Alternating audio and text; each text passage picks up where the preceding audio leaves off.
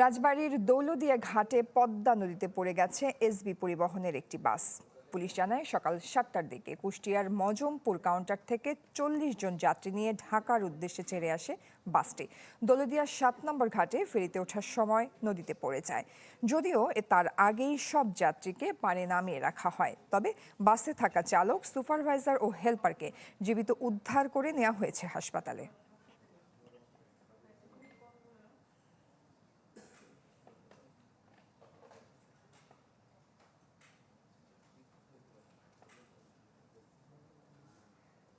দর্শক, এই নিয়ে আরো বিস্তারিত খবর জানাতে দৌলদিয়া ঘাট থেকে সরাসরি আমাদের সাথে যুক্ত হচ্ছেন সহকর্মী সুমন বিশ্বাস। যুক্ত হচ্ছি তার সাথে।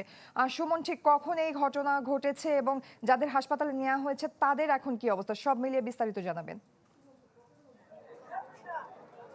আজকে ঠিক সকাল 9:30টায় কুষ্টিয়া থেকে এই এসবি পরিবহনের বাস ঢাকার উদ্দেশ্যে ছেড়ে আসে এবং 9:30টার সময় যখন এই 7 নং ফেরিঘাটে এসে এই করবী নামে ফেরিতে উঠতে যায়, তখন কিন্তু ফেরির উপর থেকে ও পাশে যায় পড়ে যায়।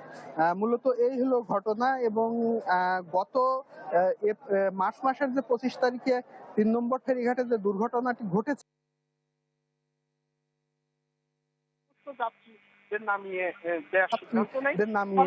দেওয়ার সিদ্ধান্ত নেই।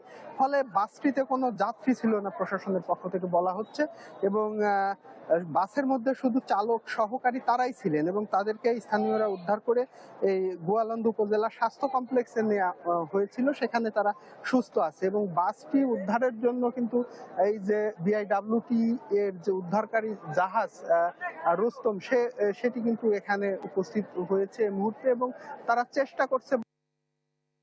সকল স্তরের কর্মকর্তারা এখানে উপস্থিত হয়েছে।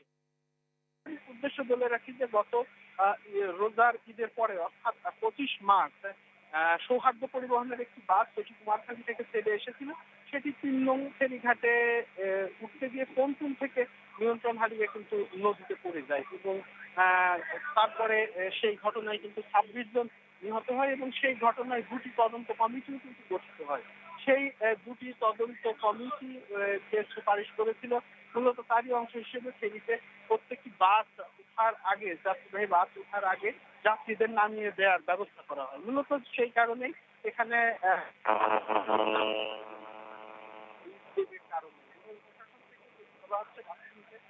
যে যারা চালক ছিল তারা আসলে তাদেরকে উদ্ধার করা হয়েছে, পাঠিয়েছে এবং তারা সুস্থ আছে।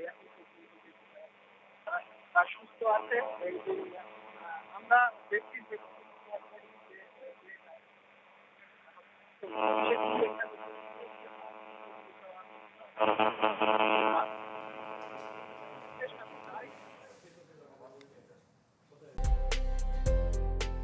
প্রিমিয়ার ওয়ার্ড্রোব, গুছিয়ে ফেলুন জীবনটাকে।